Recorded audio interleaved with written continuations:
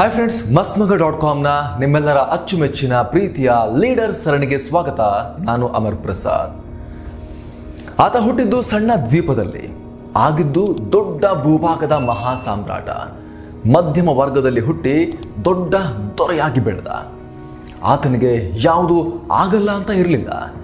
ಆತ ಕುಳ್ಳಗಿದ್ದರೂ ಆತ್ಮವಿಶ್ವಾಸ ಮತ್ತು ಸಾಧನೆ ಮುಗಿಲನ್ನು ಚುಂಬಿಸ್ತಾ ಇತ್ತು. ನಾನು ಅತಿ ಶ್ರೀಮಂತ ಅಲ್ಲ ಅಂತಾನೋ, ದೈಹಿಕವಾಗಿ ಸಾಮರ್ಥ್ಯ ಇಲ್ಲ ಅಂತಾನೋ, ಸಾಧನೆಗೆ ಹಿಂಜರಿಯುವ ಪ್ರತಿಯೊಬ್ಬ ಯುವಕರಿಗೂ ಯುವ ಜನತೆಗೂ ಈತ ಮಾದರಿ, ಪ್ರೇರಣೆ. ಆತನೇ ನೆಪೋಲಿಯನ್ ಬೋನಪಾರ್ಟೆ.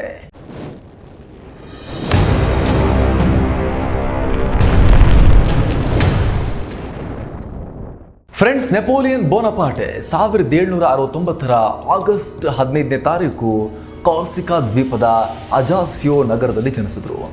ಕಾರ್ಲೋ ಬೋನಪಾರ್ಟೆ ಮತ್ತು ಲೆಟಿಜಿಯಾ ರೊಮಾಲಿನೋ ನೆಪೋಲಿಯನ್ ತಂದೆ ತಾಯಿ. ರೊಮಾಲಿನೋ 13 ಬಾರಿ ಗರ್ಭವತಿಯಾಗಿದ್ದರು. ಅವರ ಪೈಕಿ 8 ಮಕ್ಕಳು ಮಾತ್ರ ಉಳಿದಿದ್ರು. ಅವರ ಪೈಕಿ ನೆಪೋಲಿಯನ್ 2ನೇವರಾಗಿದ್ದರು. ನೆಪೋಲಿಯನ್ ಜನನಕ್ಕೂ 1 ವರ್ಷ ಹಿಂದಷ್ಟೇ ಇಟಲಿಯಿಂದ ಈ ದ್ವೀಪವನ್ನು ಫ್ರಾನ್ಸ್ ವಶಕ್ಕೆ ಪಡ್ಕೊಂಡಿತ್ತು. ನೆಪೋಲಿಯನ್ ಆರಂಭದಲ್ಲಿ ಅಜಾಸಿಯೋದ ಬಾಯ್ಸ್ ಸ್ಕೂಲ್ನಲ್ಲಿ ಆರಂಭಿಕ ಶಿಕ್ಷಣವನ್ನು ಮುಗಿಸಿದ್ರು. ನಂತರ 10ನೇ ವರ್ಷದಲ್ಲಿ ಫ್ರೆಂಚ್ ಸೇನಾ ಸ್ಕೂಲ್ನಲ್ಲಿ ನೆಪೋಲಿಯನ್ಗೆ ಪ್ರವೇಶ ಸಿಕ್ತು. ನಂತರ ನೆಪೋಲಿಯನ್ನ ಫ್ರೆಂಚರ ಮತ್ತೊಂದು ಸೇನಾ ಶಾಲೆಯಾಗಿದ್ದ ಬ್ರಿಯಾನ್ನೆಗೆ ವರ್ಗಾವಣೆ ಮಾಡಲಾಯಿತು. ನೆಪೋಲಿಯನ್ಗೆ ಫ್ರೆಂಚ್ ಭಾಷೆ ಬರ್ತಾ ಇರಲಿಲ್ಲ. ಮಾತೃಭಾಷೆಯಾದ ಕಾರ್ಸಿಕನ್ ಹಾಗೂ ಇಟಾಲಿಯನ್ ಬರ್ತಾ ಇತ್ತು. ಹೀಗಾಗಿ ಶಾಲೆಯಲ್ಲಿ ನೆಪೋಲಿಯನ್ ಹರ್ಕು ಮುರುಕು ಫ್ರೆಂಚ್ ಮಾತು ಹಾಗೂ ಕುಳ್ಳನೆಯ ಆಕಾರವನ್ನು ಉಳಿದ ವಿದ್ಯಾರ್ಥಿಗಳು ಹಂಗಿಸ್ತಾ ಇದ್ರು. ಲಿಟಲ್ ಕಾರ್ಪೊರಲ್ ಅಂತ ಅಡ್ಡ ಹೆಸರು ಕೂಡ ಇಟ್ಟಿದ್ರು. ನಂತರ 1785ರಲ್ಲಿ ನೆಪೋಲಿಯನ್ ಫ್ರೆಂಚ್ ಸೇನೆಯ 2ನೇ ಲೆಫ್ಟಿನೆಂಟ್ ಆಗಿ ನೇಮಕಗೊಂಡರು. ಆದರೆ ಇದೇ ವೇಳೆ ಅವರ ತಂದೆ ಕ್ಯಾನ್ಸರ್ನಿಂದ ಸಾವನ್ನಪ್ಪಿದ್ರು. ಹೀಗಾಗಿ ಕಾರ್ಸಿಕಾ ದ್ವೀಪಕ್ಕೆ ಮರಳಿದ ನೆಪೋಲಿಯನ್ ಕುಟುಂಬದ ಜವಾಬ್ದಾರಿಯನ್ನು ಹೊತ್ಕೊಂಡ್ರು. 1792ರಲ್ಲಿ ಕಾರ್ಸಿಕಾದ ಸ್ವಾತಂತ್ರ್ಯಕ್ಕಾಗಿ ಹೋರಾಡ್ತಿದ್ದ ಪಾಸ್ಕ್ವೆಲ್ ಪಾವೋಲಿಗೆ ಬೆಂಬಲ ಸೂಚಿಸಿದ್ರು. ಆದರೆ ಪಾವೋಲಿ ಗೆದ್ದ ಬಳಿಕ ನೆಪೋಲಿಯನ್ ಮತ್ತು ಅವರ ಕುಟುಂಬಕ್ಕೆ ಕಿರುಕುಳ ಕೊಡೋಕೆ ಶುರು ಮಾಡಿದ. ಹಾಗಾಗಿ ನೆಪೋಲಿಯನ್ ಮತ್ತೆ ಕುಟುಂಬ ಸಮೇತರಾಗಿ ಫ್ರಾನ್ಸ್ ತಲುಪಿ ತಮ್ಮ ಸೇನಾ ವೃತ್ತಿಯನ್ನು ಮುಂದುವರೆಸಿದ್ರು. ಈ ವೇಳೆ ಫ್ರಾನ್ಸ್ನಲ್ಲಿ ಕ್ರಾಂತಿ, ಫ್ರೆಂಚ್ ರೆವಲ್ಯೂಷನ್ ಆಗಿ ರಾಜ 16ನೇ ಲೂಯಿಯನ್ನ ಗಿಲೋಟಿನ್ ಮಷಿನ್ಗೆ ಕೊಟ್ಟು ಜಾಕೋಬಿಯನ್ನರು ಅಧಿಕಾರವನ್ನು ತಮ್ಮ ಕೈಗೆ ತಗೊಂಡ್ರು. ಫ್ರೆಂಚ್ ಕ್ರಾಂತಿಯಲ್ಲಿ ಈ ಯಂತ್ರದ್ದು ಬಹಳ ದೊಡ್ಡ ಪಾತ್ರ ಇದೆ, ಗಿಲೋಟಿನ್ ಯಂತ್ರ. ಇದರದೇ ಒಂದು ಸಪ್ರೇಟ್ ಎಪಿಸೋಡ್ ಮಾಡ್ಬೋದು. ಇದನ್ನು ಬಳಸಿ ಆಗ ಮರಣದಂಡನೆ ಕೊಡಲಾಗ್ತಾ ಇತ್ತು, ಸಾರ್ವಜನಿಕವಾಗಿ ಮಾಡಲಾಗ್ತಾ ಇತ್ತು. ಜನ ಸುತ್ತ ಸೇರ್ಕೊಂಡು ಏನೋ ನಡೀತಾ ಇದೆ, ದೊಡ್ಡದು ಪಬ್ಲಿಕ್ ಇವೆಂಟ್ ನಡೀತಾ ಇದೆ ಅನ್ನೋ ರೀತಿಯಲ್ಲಿ ಜನ ಅದನ್ನು ನೋಡ್ತಾ ಇದ್ರು. ಮೇಲಿಂದ ದೊಡ್ಡದೊಂದು ಬ್ಲೇಡ್ ಬಂದು ಬೀಳ್ತಾ ಇತ್ತು, ತಲೆ ಕೊಟ್ಟು ಮಲಗಿಸಿರ್ತಾ ಇದ್ರು, ರುಂಡ ಮುಂಡ ಬೇರೆ ಬೇರೆ ಆಗ್ತಾ ಇತ್ತು. ಅದು ಗಿಲೋಟಿನ್ ಯಂತ್ರ. ಫ್ರಾನ್ಸ್ನ ಸಾಮ್ರಾಟನನ್ನೇ ಆ ಯಂತ್ರಕ್ಕೆ ಕೊಟ್ಟು ಜಾಕೋಬಿಯನ್ನರು ಅಧಿಕಾರವನ್ನು ವಶಪಡಿಸ್ಕೊಂಡಿದ್ರು. ಆಗಸ್ಟಿಯನ್ ರೆಬೆಸ್ಪಿಯರ್ ಮತ್ತು ಮ್ಯಾಕ್ಸ್ಮಲಿಸ್ ರೆಬೆಸ್ಪಿಯರ್ ಈಗ ಅಧಿಕಾರವನ್ನು ತಮ್ಮ ಕೈಗೆ ತಗೊಂಡ್ರು. ಅವರ ಆಡಳಿತದ ವಿರುದ್ಧ ಧ್ವನಿ ಯಾರೆಲ್ಲ ಎತ್ತುತ್ತಾರೋ ಅವರೆಲ್ಲರನ್ನ ಕೂಡ ನಂತರ ಗಿಲೋಟಿನ್ ಯಂತ್ರಕ್ಕೆ ಬಲಿ ಕೊಡಲಾಗ್ತಾ ಇತ್ತು. ಇವರ ತತ್ವಗಳಿಂದ ನೆಪೋಲಿಯನ್ ಬೋನಪಾರ್ಟೆ ಸಾಕಷ್ಟು ಪ್ರಭಾವಿತರಾಗಿದ್ದರು. ಆದರೆ ಈ ವೇಳೆಗೆ ಫ್ರಾನ್ಸ್ನಲ್ಲಿ ಒಂದು ಕಡೆಯಿಂದ ನಾಗರಿಕ ಯುದ್ಧ, ಸಿವಿಲ್ ವಾರ್ ನಡೀತಾ ಇದ್ರೆ, ಮತ್ತೊಂದು ಕಡೆಯಿಂದ ನೆರೆಯ ದೇಶಗಳ ಜೊತೆಗೆ ಶತ್ರುತ್ವ ಇತ್ತು. ಈ ವೇಳೆ 2 ಅಪಾಯಗಳಿಂದ ದೇಶವನ್ನು ರಕ್ಷಿಸುವಲ್ಲಿ ನೆಪೋಲಿಯನ್ ಯಶಸ್ವಿಯಾದರು. ಹೀಗಾಗಿ ನೆಪೋಲಿಯನ್ರನ್ನ ಬ್ರಿಗೇಡಿಯರ್ ಜನರಲ್ ಹುದ್ದೆಗೆ ಪ್ರಮೋಟ್ ಮಾಡಲಾಯಿತು. ಆದರೆ 1794ರಲ್ಲಿ ರೆಬೆಸ್ಪಿಯರ್ ಸಹೋದರರನ್ನೇ ಗಿಲೋಟಿನ್ ಯಂತ್ರಕ್ಕೆ ಕೊಟ್ಟು ಹೊಸ ಡೈರೆಕ್ಟರಿ ಸರ್ಕಾರ ಬಂತು. 16ನೇ ಲೂಯಿ ಸಾಮ್ರಾಟನನ್ನು ಗಿಲೋಟಿನ್ ಯಂತ್ರಕ್ಕೆ ತಲೆ ಕೊಟ್ಟು ರೆಬೆಸ್ಪಿಯರ್ ಬ್ರದರ್ಸ್ ಬಂದಿದ್ರು. ಈಗ ಅವರನ್ನು ಅದೇ ಗಿಲೋಟಿನ್ ಯಂತ್ರಕ್ಕೆ ಅವರನ್ನು ಕೊಟ್ಟು ಹೊಸ ಡೈರೆಕ್ಟರಿ ಗವರ್ನಮೆಂಟ್ ಫ್ರಾನ್ಸ್ನಲ್ಲಿ ಬಂತು. ಜೊತೆಗೆ ರೆಬೆಸ್ಪಿಯರ್ ಸಹೋದರನ ಬೆಂಬಲಿಸ್ತಾ ಇದ್ದ ನೆಪೋಲಿಯನ್ನನ್ನು ಆ ಸಂದರ್ಭದಲ್ಲಿ ಗೃಹ ಬಂಧನದಲ್ಲಿ ಇಡಲಾಯಿತು. ಇದಾದ ಸ್ವಲ್ಪ ಸಮಯದ ಬಳಿಕ ಸೈನ್ಯವನ್ನು ಮುನ್ನಡೆಸುವ ಆಫರನ್ನು ಮತ್ತೆ ನೆಪೋಲಿಯನ್ಗೆ ಕೊಟ್ಟರು ಕೂಡ ಅವರನ್ನು ಒಪ್ಕೊಳ್ಳೋದಿಲ್ಲ, ಮನಸ್ಸಾಗಲ್ಲ ಅವರಿಗೆ. ಹೀಗಾಗಿ ಫ್ರೆಂಚ್ ವಾರ್ ರೂಮ್ನ ನಕ್ಷೆ ವಿಭಾಗಕ್ಕೆ ಅವರನ್ನು ನೇಮಿಸಲಾಯಿತು. ಏನೇನು ನೆಪೋಲಿಯನ್ ಸೇನಾ ಕರಿಯರ್ ಅಂತ್ಯ ಆಗೋಯ್ತು ಅಂತ ಎಲ್ಲರೂ ಕೂಡ ಭಾವಿಸಿದ್ರು. ಅಷ್ಟರಲ್ಲಿ ಈ ಹಿಂದಿನ ರಾಜನಿಗೆ ನಿಷ್ಠರಾಗಿದ್ದ ಒಂದಷ್ಟು ಸೈನಿಕರು, ಒಂದಷ್ಟು ಸೇನೆಯ ತುಕಡಿಯವರು ಅಧಿಕಾರವನ್ನು ಮತ್ತೆ ವಾಪಸ್ ತಮ್ಮ ಕೈಗೆ ತೆಗೆದುಕೊಳ್ಳೋ ಪ್ರಯತ್ನವನ್ನು ಮಾಡಿದ್ರು. ಈ ವೇಳೆ ಅವರನ್ನು ದಮನಿಸೋಕೆ ನೆಪೋಲಿಯನ್ ಬೋನಪಾರ್ಟೆಯನ್ನೇ ಕರೆಸಬೇಕಾಯಿತು ಒತ್ತಾಯ ಮಾಡಿ. ಈ ಘಟನೆಯ ಬಳಿಕ ನೆಪೋಲಿಯನ್ ಸೇನೆಯ commander of the army of the interior ಆಗಿ ನೇಮಕಗೊಂಡರು. ಆಗ ಅವರ ವಯಸ್ಸು ಕೇವಲ 26 ವರ್ಷದ ಯುವಕ. ದೊಡ್ಡ ಜವಾಬ್ದಾರಿಯನ್ನು ಕೊಡಲಾಗಿತ್ತು ಸೇನೆಯಲ್ಲಿ. 1792ರಲ್ಲಿದ್ದ ಕ್ರಾಂತಿಕಾರಿ ಸರ್ಕಾರ ಯುರೋಪಿನ ಹಲವು ದೇಶಗಳ ಜೊತೆ ಶತ್ರುತ್ವವನ್ನ ಸೃಷ್ಟಿ ಮಾಡಿಕೊಂಡಿತ್ತು. 1796ರಲ್ಲಿ ನೆಪೋಲಿಯನ್ ಸೇನೆಯ ನೇತೃತ್ವ ವಹಿಸಿಕೊಂಡ ಬಳಿಕ ದೊಡ್ಡ ಶತ್ರುವಾಗಿದ್ದ ಆಸ್ಟ್ರಿಯಾದ ಮೇಲೆ ನಿರಂತರವಾಗಿ ಯುದ್ಧಗಳನ್ನು ಮಾಡಿ ಸೋಲಿಸಿದ್ರು. 1797ರಲ್ಲಿ ಎರಡು ದೇಶಗಳ ನಡುವೆ ಒಪ್ಪಂದ ಏರ್ಪಟ್ಟು ಅದರ ಪ್ರಕಾರ ಫ್ರಾನ್ಸ್ಗೆ ಪ್ರಾದೇಶಿಕವಾಗಿ ಬಹಳ ದೊಡ್ಡ ಲಾಭವನ್ನು ತಂದುಕೊಟ್ರು ನೆಪೋಲಿಯನ್.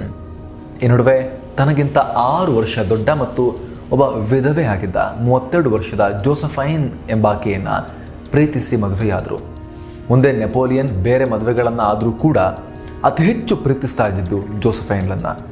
ಆಗಿನ ಕಾಲದಲ್ಲಿ ರಾಜರುಗಳು ಮದುವೆ ಆಗ್ತಾ ಇದ್ದಿದ್ದು ಕೇವಲ ಮದುವೆ ಅನ್ನೋ ರೀತಿ ಮದುವೆ ಆಗ್ತಾ ಇರಲಿಲ್ಲ ಅವರೆಲ್ಲ. ಈಗ ಪೊಲಿಟಿಕಲ್ ಅಲಯನ್ಸ್ ಇದಾವಲ್ಲ, ಈಗ ಬೇರೆ ಬೇರೆ ಪಕ್ಷಗಳು ಮೈತ್ರಿ ಮಾಡ್ಕೊಳ್ತಾವಲ್ಲ ಅಧಿಕಾರಕ್ಕಾಗಿ, ಆ ರೀತಿ ಅವಾಗ ಸಾಮ್ರಾಜ್ಯಗಳ ಮಧ್ಯೆ ಮೈತ್ರಿಗೋಸ್ಕರ ಕೂಡ ಹೆಣ್ಣು ಕೊಟ್ಟು ಮದುವೆ ಮಾಡಿ ಆ ರೀತಿ ಸಂಬಂಧವನ್ನು ಸಾಧಿಸಿ ಫ್ರೆಂಡ್ಶಿಪ್ ಮಾಡ್ಕೊಳ್ಳೋದು ಕೂಡ ನಡೀತಾ ಇತ್ತು. ಭಾರತದಲ್ಲೂ ಕೂಡ ಹಲವು ರಾಜರು ಈ ರೀತಿ ಮದುವೆ ಆಗ್ತಾ ಇದ್ರು, ಹಲವಾರು ಮದುವೆಗಳನ್ನ. ಅದೇ ರೀತಿ ನೆಪೋಲಿಯನ್ ಬೋನಪಾರ್ಟೆ ಹಲವಾರು ಮದುವೆಗಳನ್ನು ಆದರೂ ಕೂಡ ಅತಿ ಹೆಚ್ಚು ಪ್ರೀತಿಸ್ತಾ ಇದ್ದಿದ್ದು ಜೋಸೆಫೈನ್ಲನ್ನು. ಆಕೆಗೆ ಮಾತ್ರ ಮಹಾರಾಣಿಯ ಸ್ಥಾನವನ್ನು ಕೊಟ್ಟಿದ್ರು ನೆಪೋಲಿಯನ್ ಬೋನಪಾರ್ಟೆ. ನಿನ್ನ ಪ್ರೀತಿ, ನಿನ್ನ ಸಪೋರ್ಟ್, ನಿನ್ನ ಸಹಕಾರ, ನಿನ್ನ ಪ್ರೋತ್ಸಾಹ ಇದ್ರೆ ಸಾಕು, ಜೊತೆಗೆ ಒಂದು ಖಡ್ಗ ನನ್ನ ಕೈಲಿದ್ರೆ ಸಾಕು, ಏನನ್ನು ಬೇಕಾದರೂ ಸಾಧಿಸ್ತೀನಿ ನಾನು ಅಂತ ಜೋಸೆಫೈನ್ಗೆ ನೆಪೋಲಿಯನ್ ಬೋನಪಾರ್ಟೆ ಹೇಳಿದರು. ನೆಪೋಲಿಯನ್ ಬೋನಪಾರ್ಟೆ ಕೇವಲ ಒಬ್ಬ ದೊಡ್ಡ ಸಾಮ್ರಾಟ ಮಾತ್ರ ಆಗಿರಲಿಲ್ಲ, ಒಬ್ಬ ಗ್ರೇಟ್ ಲವರ್ ಕೂಡ ಆಗಿದ್ರು. ಆ ಸಮಯದಲ್ಲಿ ಫ್ರಾನ್ಸ್ನಲ್ಲಿ 5 ಜನರನ್ನ ಒಳಗೊಂಡ ಡೈರೆಕ್ಟರಿ ಸರ್ಕಾರ ಆಡಳಿತ ನಡೆಸ್ತಾ ಇತ್ತು. ನೆಪೋಲಿಯನ್ ಪರಾಕ್ರಮ ಕಂಡ ಸರ್ಕಾರ ಇಂಗ್ಲೆಂಡ್ ಮೇಲೆ ದಾಳಿ ನಡೆಸುವಂತೆ ಸೂಚಿಸಿತು.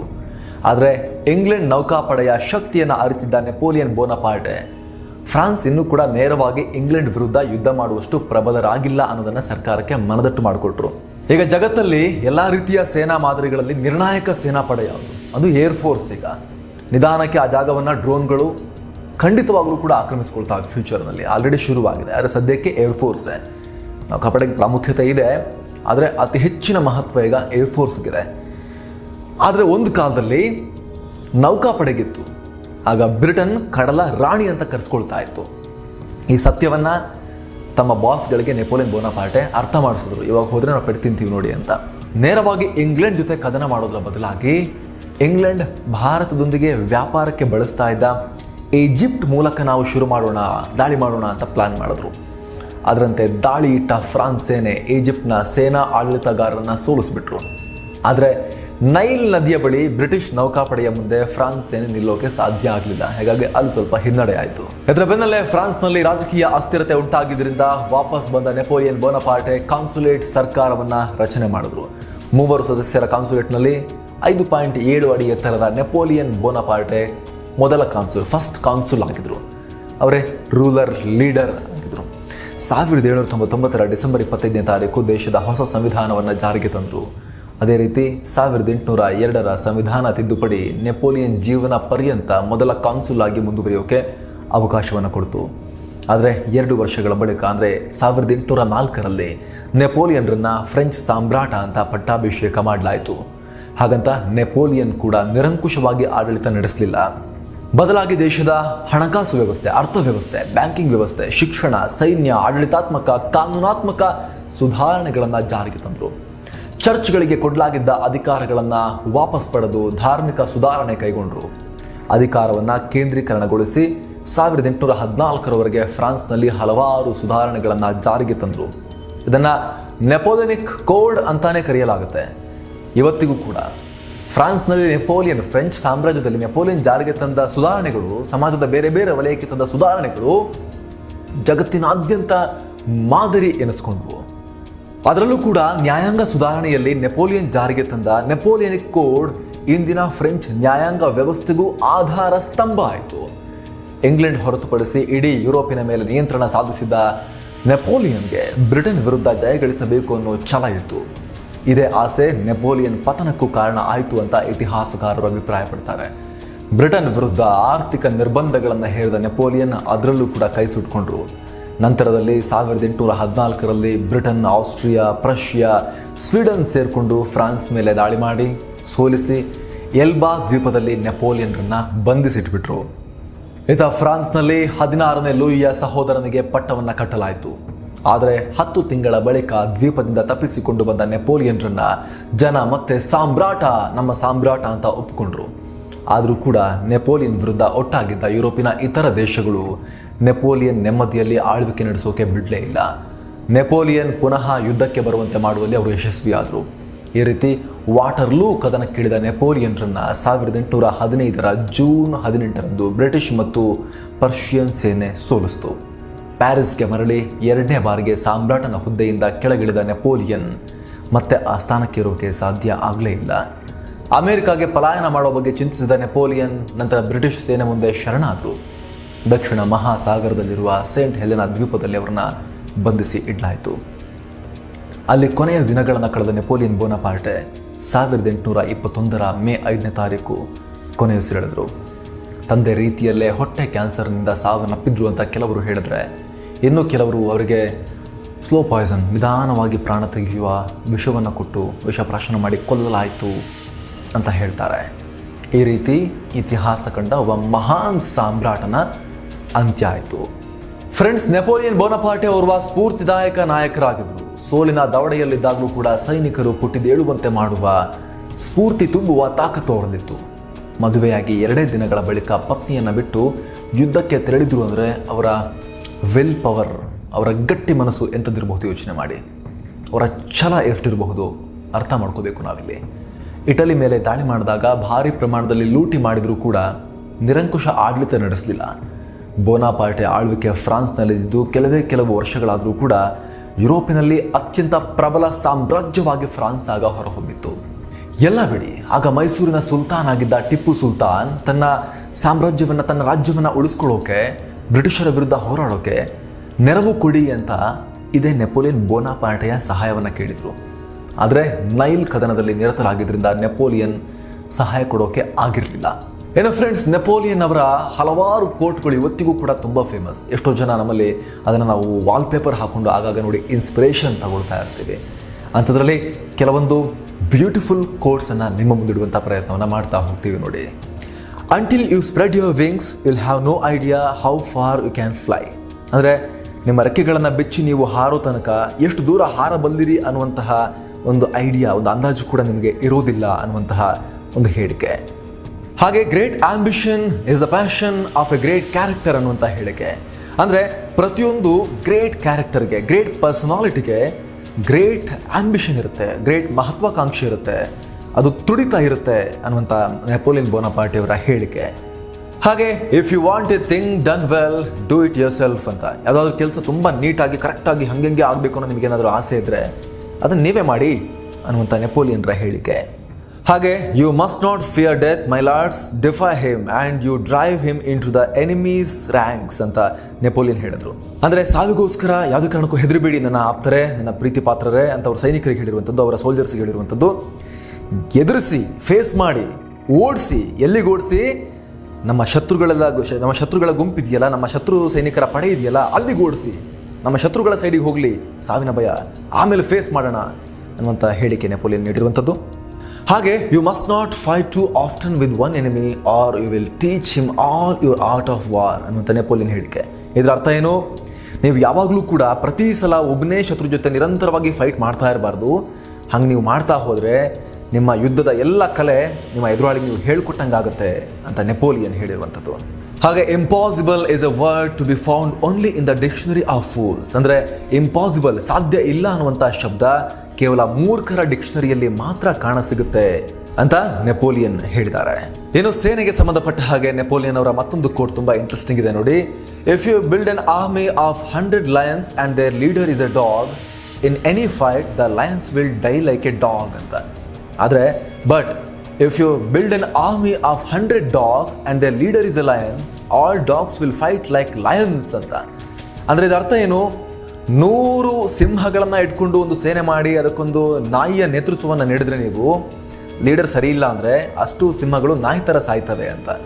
ಅದೇ ನೀವು ಇನ್ನೊಂದು ಸೀನ್ 100 ನಾಯಿಗಳನ್ನು ಇಟ್ಕೊಂಡು ಒಂದು ಸೇನೆ ಮಾಡಿ ಅದಕ್ಕೊಂದು ಸಿಂಹವನ್ನು ಲೀಡರ್ ಥರ ಇಟ್ಟರೆ ಆ 100 ನಾಯಿಗಳು ಸಿಂಹಗಳ ಥರ ಫೈಟ್ ಮಾಡ್ತವೆ ಅಂತ ನೆಪೋಲಿಯನ್ ಹೇಳಿರುವಂಥದ್ದು. ಏನೋ ಜೊತೆಗೆ ಇದ್ದು ಚೂರಿ ಹಾಕೋರಿಗೆ ಸಂಬಂಧಪಟ್ಟ ಹಾಗೂ ಕೂಡ ನೆಪೋಲಿಯನ್ ಅದ್ಭುತವಾದ ಒಂದು ಮಾತನ್ನು ಹೇಳಿದ್ದಾರೆ. May god protect me from friends and I will deal with the enemies my self ಅಂತ. ಅಂದರೆ ಇದರ ಅರ್ಥ ಏನು? ದೇವರು ನನ್ನನ್ನು ನನ್ನ ಫ್ರೆಂಡ್ಸಿಂದ ಕಾಪಾಡಲಿ ಸಾಕು, ಶತ್ರುಗಳ ಜೊತೆ ನಾನೇ ಹೋರಾಡ್ತೀನಿ ಅಂತ ನೆಪೋಲಿಯನ್ ಬೋನಪಾರ್ಟೆ ಹೇಳಿರುವಂಥದ್ದು. ಹಾಗೆ never interrupt your enemy when he is making A mistake ಅಂತ. ನಿಮ್ಮ ಶತ್ರು ಏನಾದರೂ ತಪ್ಪು ಮಾಡ್ತಿದ್ದಾನೆ ಅಂದರೆ ಆ ಟೈಮಲ್ಲಿ ಅವ್ರನ್ನ ಡಿಸ್ಟರ್ಬ್ ಮಾಡೋಕ್ಕೆ ಹೋಗಬೇಡಿ, ತಪ್ಪು ಮಾಡೋಕ್ಕೆ ಬಿಡಿ ಅನ್ನುವಂಥ ನೆಪೋಲಿಯನ್ ಹೇಳಿಕೆ. ಹಾಗೆ ನಾಯಕತ್ವ ಗುಣಕ್ಕೆ ಸಂಬಂಧಪಟ್ಟ ಹಾಗೆ A leader is A dealer in hope ಅಂತ. ಒಬ್ಬ ನಾಯಕನಾದವನು ಯಾವತ್ತೂ ಕೂಡ ಭರವಸೆಯನ್ನು ಇಟ್ಕೊಂಡು ಭರವಸೆಗಳೊಂದಿಗೇನೆ ಆತ ವ್ಯವಹರಿಸಬೇಕು ಅಂತ. ಹಾಗೆ ರಾಜಕೀಯಕ್ಕೆ ಸಂಬಂಧಪಟ್ಟ ಹಾಗೆ ಇವತ್ತಿಗೂ ಕೂಡ ನಮ್ಮ ರಾಜಕಾರಣದಲ್ಲಿ, ನಮ್ಮ ದೇಶದಲ್ಲಿ, ನಮ್ಮ ರಾಜ್ಯದಲ್ಲಿ ಅಥವಾ ಇಡೀ ಪ್ರಪಂಚದಲ್ಲಿ ಎಲ್ಲ ಕಡೆ ರಾಜಕೀಯಕ್ಕೆ ಸಂಬಂಧಪಟ್ಟ ಹಾಗೆ ತುಂಬ ಚೆನ್ನಾಗಿ ಸೂಟ್ ಆಗುತ್ತೆ ನೋಡಿ ಇದು. In politics stupidity is not A handicap ಅಂತ. ರಾಜಕಾರಣದಲ್ಲಿ ಮೂರ್ಖತನ ಅನ್ನೋದು ಅಂತ ದೊಡ್ಡ ಸಮಸ್ಯೆ ಏನಲ್ಲ ಇದು. ರಾಜಕಾರಣದಲ್ಲಿ ಮೂರ್ಖತನ ಸರ್ವೇ ಸಾಮಾನ್ಯ ಅನ್ನೋ ರೀತಿಯಲ್ಲಿ ನೆಪೋಲಿಯನ್ ಬೋನಪಾರ್ಟೆ ಆಗಿನ ಕಾಲದಲ್ಲೇ ಹೇಳಿಕೆಯನ್ನು ಕೊಟ್ಟಿದ್ರು. ಇನ್ನೂ ತುಂಬ ಇದೆ, ಆದರೆ ಇಂಪಾರ್ಟೆಂಟ್, ತುಂಬ ಅಟ್ರಾಕ್ಟಿವ್ ಅನಿಸಿದಂತಹ ಒಂದಷ್ಟನ್ನು ನಿಮ್ಮ ಮುಂದಿಡುವಂಥ ಪ್ರಯತ್ನವನ್ನು ಮಾಡಿದ್ದೀವಿ ಕೋಟ್ಸ್. ಫ್ರೆಂಡ್ಸ್, ಇದಾಗಿತ್ತು ನೆಪೋಲಿಯನ್ ಬೋನಪಾರ್ಟೆ ಅನ್ನುವಂತಹ ಒಬ್ಬ ಮಹಾನ್ ವ್ಯಕ್ತಿಯ ಇಂಟ್ರೆಸ್ಟಿಂಗ್ ಮತ್ತು ಇನ್ಸ್ಪಿರೇಷನಲ್ ಜೀವನ ಕಥೆಯನ್ನು ನಿಮ್ಮ ಮುಂದಿಡುವ ಪ್ರಯತ್ನ. ಈ ಬಗ್ಗೆ ನಿಮ್ಮ ಅಭಿಪ್ರಾಯವನ್ನು ಕಾಮೆಂಟ್ ಮಾಡಿ ತಿಳಿಸಿ. ಲೀಡರ್ಸ್ ಸರಣಿಯ ಮುಂದಿನ ವಿಡಿಯೋದಲ್ಲಿ ಮತ್ತೋರ್ವ ಸಾಧಕನ ಪರಿಚಯ ಮಾಡಿಕೊಡ್ತೀವಿ, ಕಾಯ್ತಾ ಇರಿ. ಹಾಗೆ ನಮ್ಮ ಈ ಪ್ರಯತ್ನ ನಿಮಗೆ ಇಷ್ಟ ಆಗಿದ್ರೆ mastmaga.com ಚಾನಲ್ಗೆ ಸಬ್ಸ್ಕ್ರೈಬ್ ಮಾಡಿ ನಮ್ಮನ್ನು ಬೆಂಬಲಿಸಿ. ಬೆಲ್ ಐಕಾನ್ ಮೇಲೆ ಕ್ಲಿಕ್ ಮಾಡೋದನ್ನು ಯಾವುದೇ ಕಾರಣಕ್ಕೂ ಮರಿಬೇಡಿ. ಸಬ್ಸ್ಕ್ರೈಬ್ ಬಟನ್ ಪಕ್ಕದಲ್ಲೇ ಇರುತ್ತೆ. ಹಾಗೆ ನಮ್ಮ ಈ ಪ್ರಯತ್ನದ ಬಗ್ಗೆ, ನಮ್ಮ ಕೆಲಸದ ಬಗ್ಗೆ ನಿಮ್ಮ ಫ್ರೆಂಡ್ಸ್, ಫ್ಯಾಮಿಲಿ ಯಾರೆಲ್ಲ ಪರಿಚಯಸ್ಥರಿದ್ದಾರೋ ಎಲ್ರಿಗೂ ಕೂಡ ನಿಮ್ಮ ಆಪ್ತರಿಗೆ ತಿಳಿಸಿ, ಅವ್ರಿಗೂ ನೋಡೋಕೆ ಹೇಳಿ. ಇಷ್ಟ ಆದರೆ ಮಾತ್ರ ಸಪೋರ್ಟ್ ಮಾಡೋಕೆ ಹೇಳಿ. Thank you so much. ಮತ್ತೆ ಭೇಟಿ ಆಗೋಣ. ನಮಸ್ತೆ.